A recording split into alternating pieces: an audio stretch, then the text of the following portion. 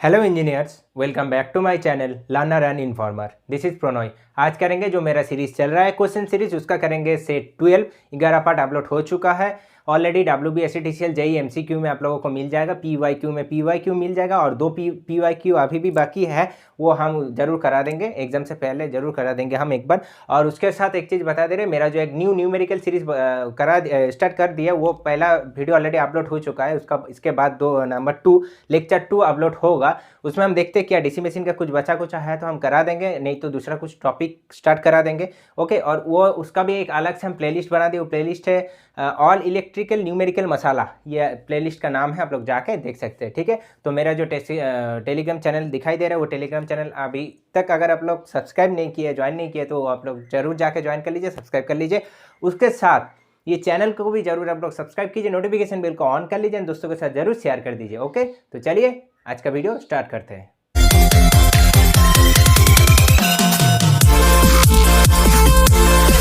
तो video start करने से पहले एक चीज़ बता देते हैं, जो 27 तारीख को एग्जाम है नॉर्थ ईस्ट रीजन का PGCIL का, वो PGCIL का एग्जाम देने जाने से पहले आप लोग अच्छे से थोड़ा रिवीजन कर लीजिए। कुछ प्रॉब्लम रहा तो आप लोग कमेंट बॉक्स में जरूर कमेंट कर सकते हैं, हम कुछ बता देंगे अलग से एक वीडियो ला के, अगर ज़रूरत रहा तो मैक्सिमम नंबर ऑफ कमेंट आएगा तो। ठीक है, और एक चीज़ बता दे रहे हैं, उसके साथ आप लोग एक काम कीजिएगा, मेरा जो प्रीवियस ईयर NR1 का प्रीवियस ईयर क्वेश्चन का वीडियो ऑलरेडी अपलोड है 4 पार्ट में, वो आप लोग जाके देख सकते हैं कि किस टाइप का क्वेश्चन आता है। ठीक है, तो चलिए आज का वीडियो स्टार्ट करते हैं। पहला जो क्वेश्चन है वो आप लोग स्क्रीन में देखिए।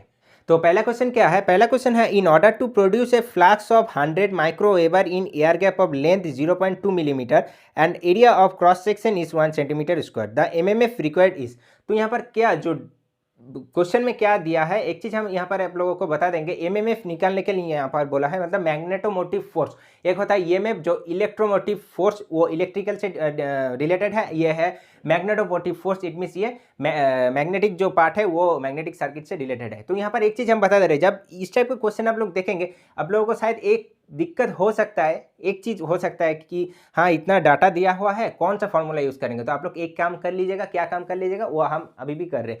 एक काम करिएगा, जितना भी डाटा दिया है वो डाटा आप लोग पहले गिवन डाटा लिख लीजिएगा, उसके बाद आपको क्या निकालना है वो देख लीजिएगा, तो आप लोगों को इजी हो जाए कि हाँ कौन सा फॉर्मूला यूज होगा नहीं होगा। ठीक है, तो यहाँ पर क्या क्या दिया है, MMF निकालना है। तो MMF का क्या फॉर्मूला होता है वो पहले हम लिख देते हैं।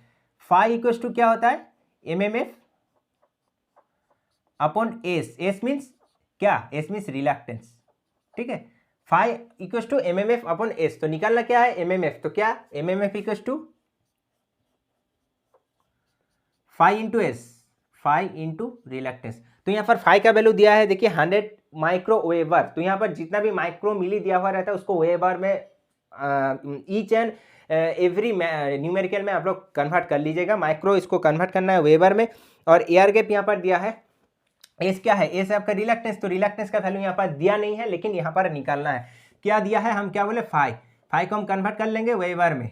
100 क्या है, 100 आपका यहाँ पर है 100 माइक्रोवेबर। तो ये हम लोग अगर कन्वर्ट करेंगे तो मेरा क्या आएगा, देखिए मेरा आएगा यहाँ पर 100 इंटू 10⁻⁻6 वेबर।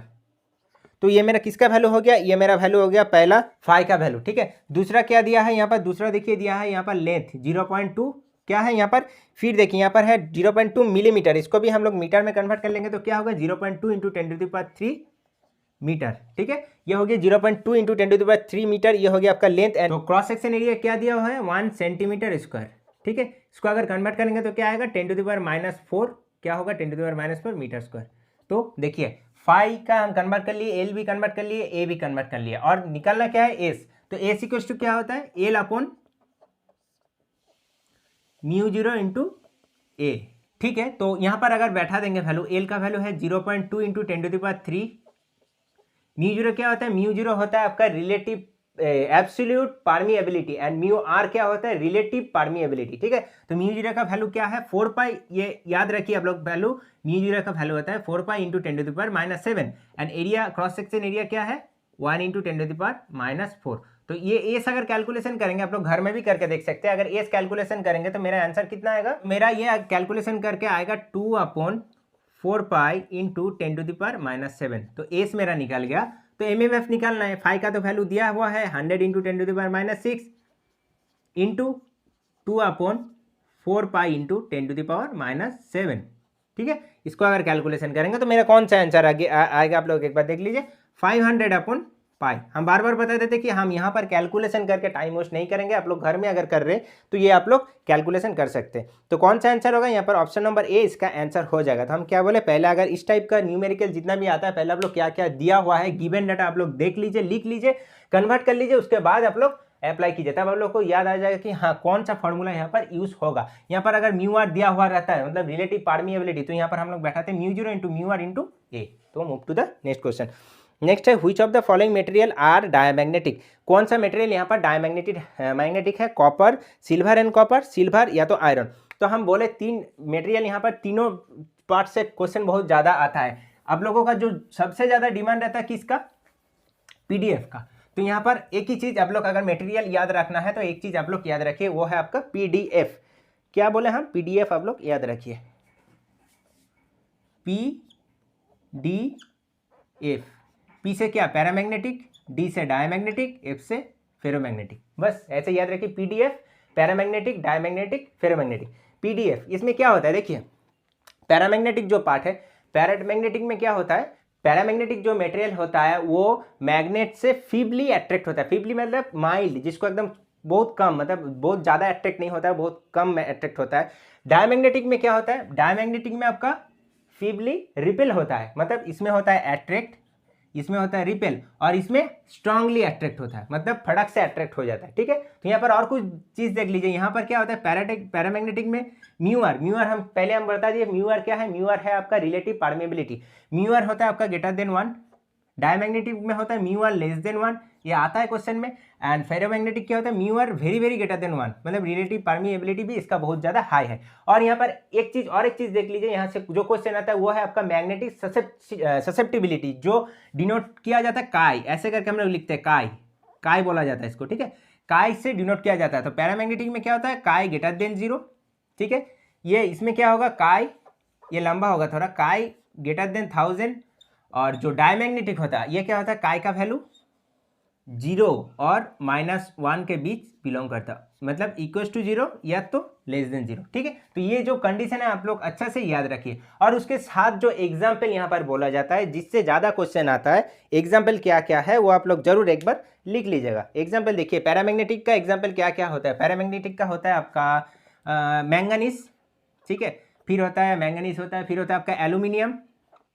पैरामैग्नेटिक का होता है मैंगनीज होता है, एल्यूमिनियम होता है, फिर आपका होता है क्रोमियम, फिर होता है प्लाटिनम। ठीक है, ये सब एग्जाम्पल होता है पैरामैग्नेटिक का।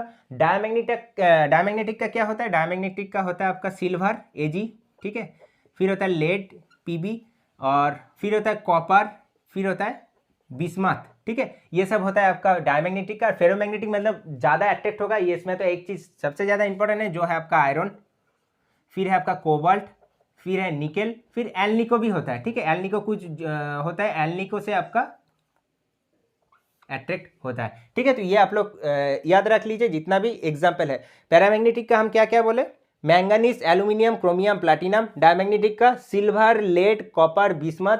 फेरोमैग्नेटिक का आयरन, कोबाल्ट, निकेल, एल्निको। ठीक है, तो यहाँ पर एक चीज़ देख लीजिए, यहाँ पर पूछा क्या था क्वेश्चन में, which of the following material are diamagnetic. तो इसमें से कौन सा डायमैग्नेटिक मटेरियल है। आंसर देखिए क्या है, कॉपर है, सिल्वर एंड कॉपर है। तो silver and copper, silver Ag, copper ये, तो डायमैग्नेटिक मटेरियल का एग्जांपल हो जाएगा silver and copper. Option number B इसका आंसर होगा। So option number C and option number 1 यहाँ पर नहीं होगा, क्योंकि दोनों है डायमैग्नेटिक, लेकिन यहाँ पर ऑप्शन नंबर बी में दोनों दिया है, इसलिए ऑप्शन नंबर बी होगा। और ऑप्शन नंबर जो डी है आयरन, वो तो नहीं होगा, आयरन तो होगा आपका फेरोमैग्नेटिक। क्लियर, तो ये आप लोग जरूर लिख लीजिए। ये है मैग्नेटिक ससेप्टिबिलिटी, काय से डिनोट किया जाता है। ठीक है, और है ये relative permeability. So next question, direction of rotation of 3 phase induction motor can be reverse by. So जो डायरेक्शन होता है इंडक्शन मोटर का, वो डायरेक्शन हम लोग कैसे रिवर्स कर सकते हैं। पहला है interchanging connection of any 2 phase, दूसरा है डिसकनेक्टिंग एनी 1 फेज, तीसरा है 1 and 2 बोथ, चौथा है नॉन ऑफ दिस। तो यहाँ पर क्या कर सकते हैं हम लोग, ऑप्शन नंबर है interchanging connection of any 2 phase.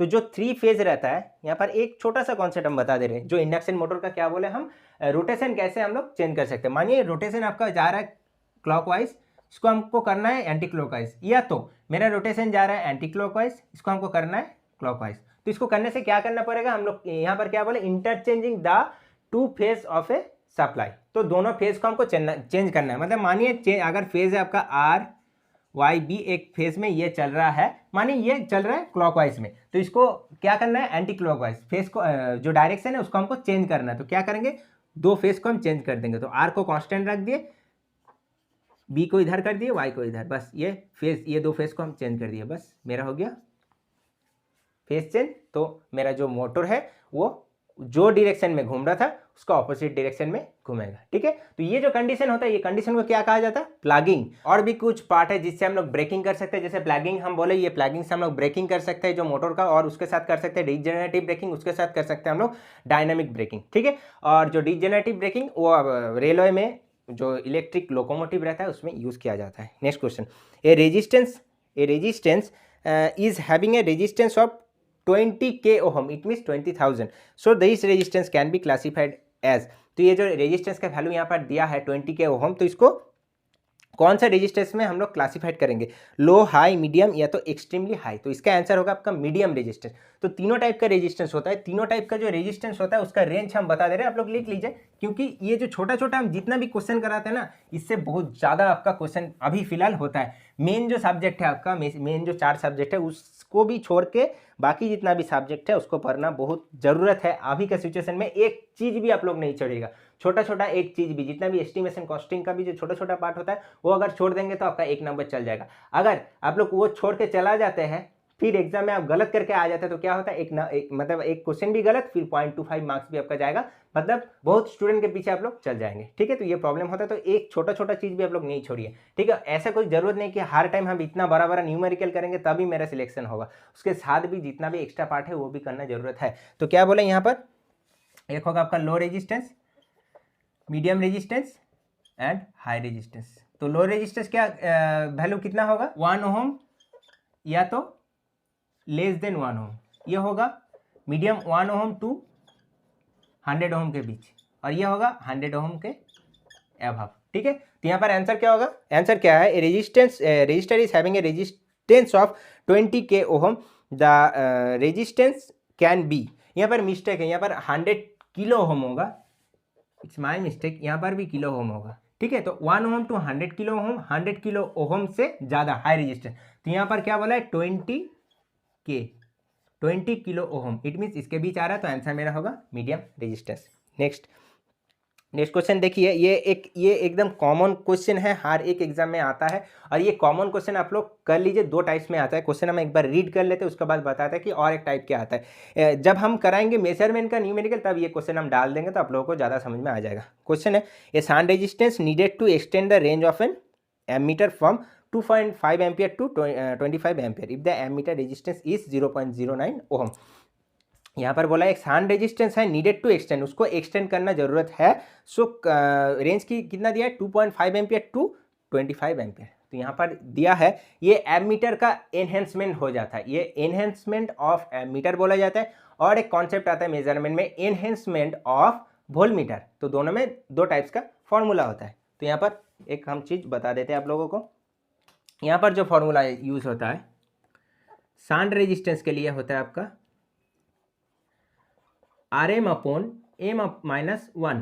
RM मतलब क्या होता है, मीटर रेजिस्टेंस दिया हुआ रहेगा, और M क्या होता है, M होता है आपका I upon IM। It means जो फुल स्केल डिफ्लेक्शन करंट रहता है, और ये full scale deflection current divided by initial full scale deflection current या तो मीटर करंट, इसको कहा जाता है M को कहा जाता है मल्टीप्लाइंग फैक्टर। ये कैलकुलेशन करेंगे तो आंसर आएगा। ये हो गया आपका एम मीटर। जब आपका शांट, जब आपका आएगा वोल्ट मीटर, तब फॉर्मूला क्या होता है, ज़्यादा कुछ चेंजेस नहीं होता है।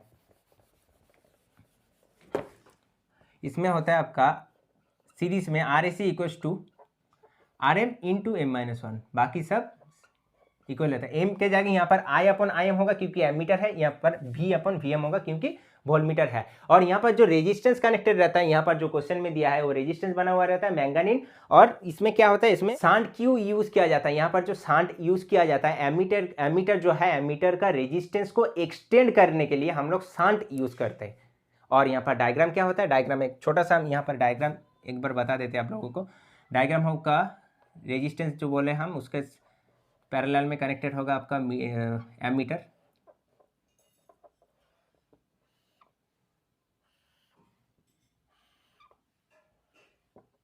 ये हो गया आपका RSH, यहाँ पर पूछेगा ISH, पॉजिटिव नेगेटिव, और ये होगा आपका plus minus RM metre resistance. ठीक है, तो चलिए ये हो गया आपका वोल्टमीटर के लिए एनहेंसमेंट ऑफ वोल्टमीटर, ये हो गया एनहेंसमेंट ऑफ एमीटर। तो बस यहाँ पर हम लोग बैठा देंगे, ये जो फॉर्मूला है डायरेक्टली आप लोग जब एग्जाम में जाएंगे तब ये कॉन्सेप्ट याद रखना थोड़ा ज़रूरत हो जाता है। और ये एम क्या है, मल्टीप्लाइंग फैक्टर कौन सा क्या बैठाएंगे नहीं बैठाएंगे आप लोग देख लीजिएगा, हो जाएगा। तो मीटर रेजिस्टेंस यहाँ पर दिया हुआ है, देखिए ये फॉर्मूला में हम लोग यूज़ कर रहे हैं। ठीक है, तो यहाँ पर कर दे रहे, कोई कन्फ्यूजन नहीं होगा। मीटर रेजिस्टेंस यहाँ पर कितना है दिया है 0.09, और एम अगर निकालना है तो एम यहाँ पर निकाल दे रहे I/IM, इट मीन्स 25/2.5। तो इसको कैलकुलेशन करेंगे तो मेरा कितना आएगा 10।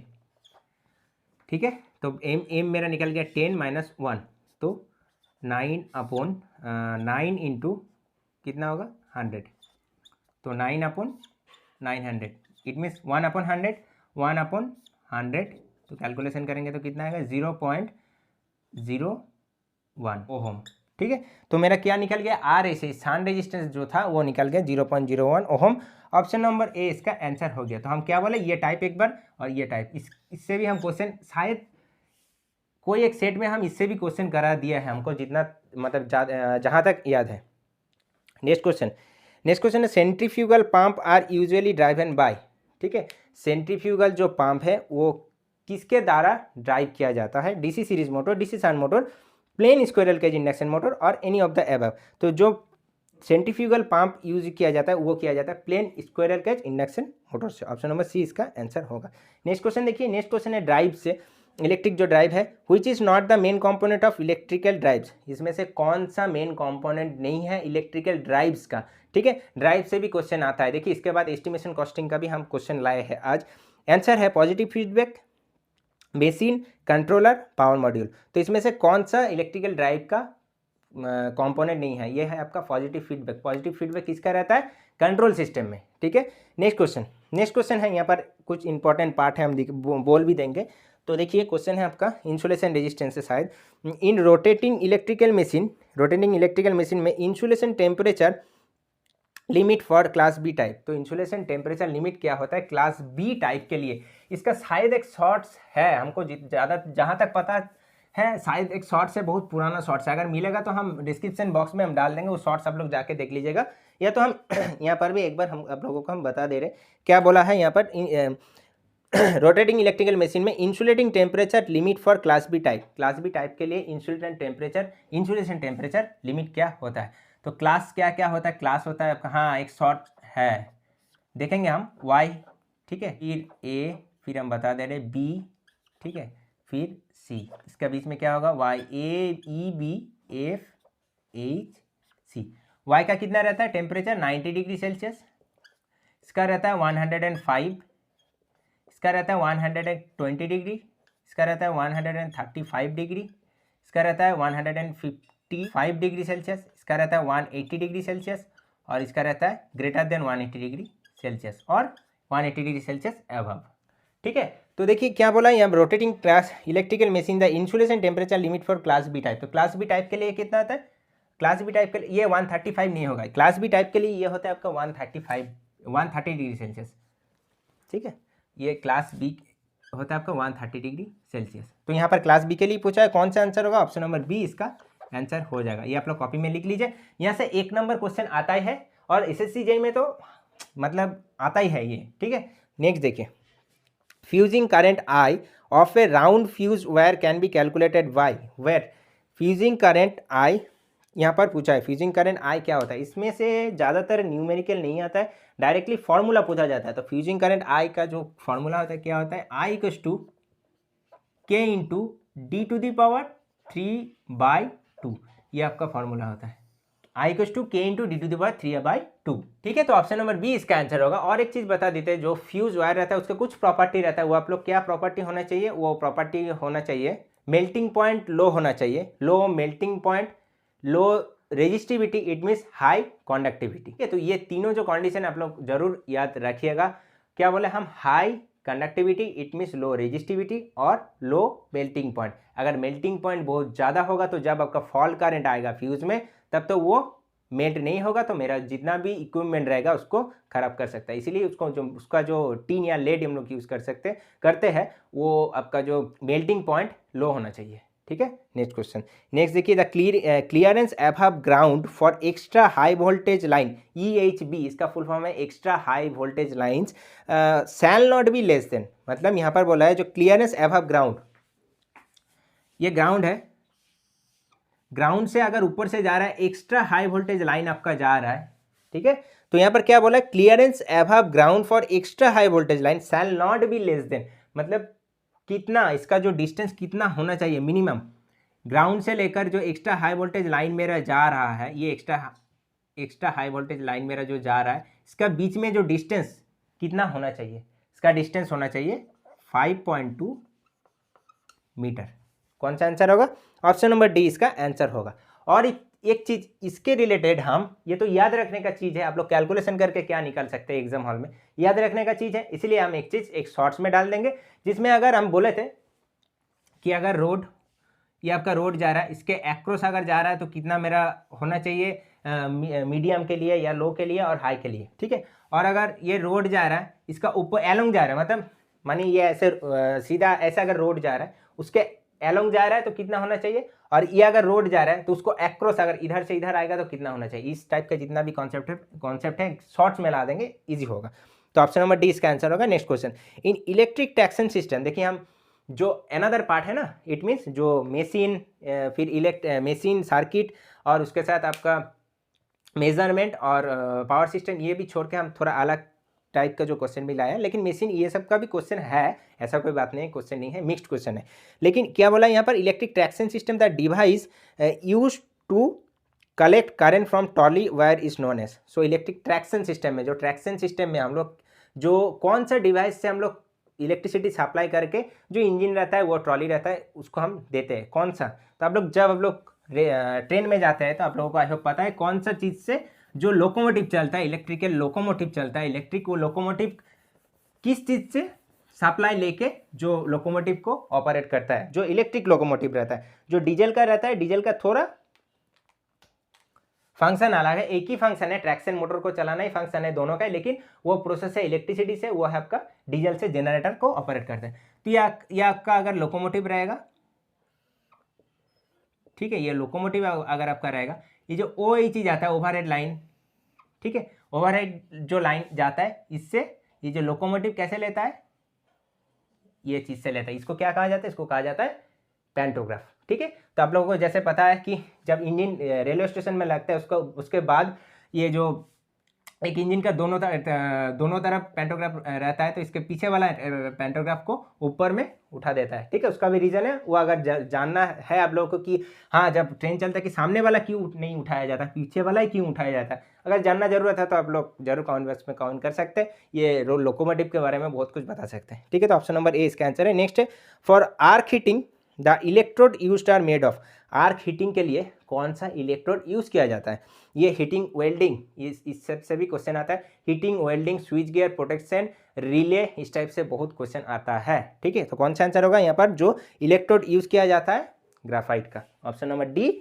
इसका आंसर हो जाएगा। तो आज का इतना ही क्वेश्चन था, मिक्स्ड क्वेश्चन था, मिक्स्ड क्वेश्चन जरूरत है करने का, उसके साथ आप लोगों का हेल्प होगा, इसीलिए हम क्या किए, एक अलग से न्यूमेरिकल सीरीज भी कर लिए, वो उसका अलग से प्लेलिस्ट भी बना दिए, आराम से आप लोग देखिएगा। कोई अगर नया कैंडिडेट भी इन फ्यूचर मेरे चैनल को आके चेक करेगा तो कोई दिक्कत नहीं रहेगा, सब प्लेलिस्ट बना देते हैं। और एक चीज़ मतलब पार्ट बाय पार्ट हम कर देते, कोई दिक्कत नहीं होता है, थंबनेल एक रहता है और उसके साथ जो टाइटल वो भी सेम मैच करता है, तो आप लोगों का दिक्कत नहीं होता है, ठीक है। क्योंकि हमको पता चलता है कि एक अगर चैनल को सर्च करेंगे कोई एजुकेशन चैनल को, तो किस तरह अगर वो चैनल को कस्टमाइज करेंगे तो स्टूडेंट का हेल्प होगा, ठीक है। तो इसीलिए हम कर देते हैं। तो अभी तक चैनल को सब्सक्राइब नहीं किया और वीडियो को अच्छा लगा तो जरूर लाइक कीजिए, चैनल को सब्सक्राइब कर लीजिए, नोटिफिकेशन बेल को ऑन कर लीजिए इसी तरह का वीडियो पाने के लिए, और कंटिन्यू प्रिपरेशन करिए, प्रिपरेशन नहीं छोड़िए, एवरीडे कंटिन्यूटी है, जो कंटिन्यूटी है बीच में वो बहुत ज़रूरत है। अगर 2 घंटा भी कोई एक दिन बहुत ज़्यादा काम होने का कारण 2 घंटा 3 घंटा परे है तो कोई फ्रस्ट्रेशन का जरूरत नहीं,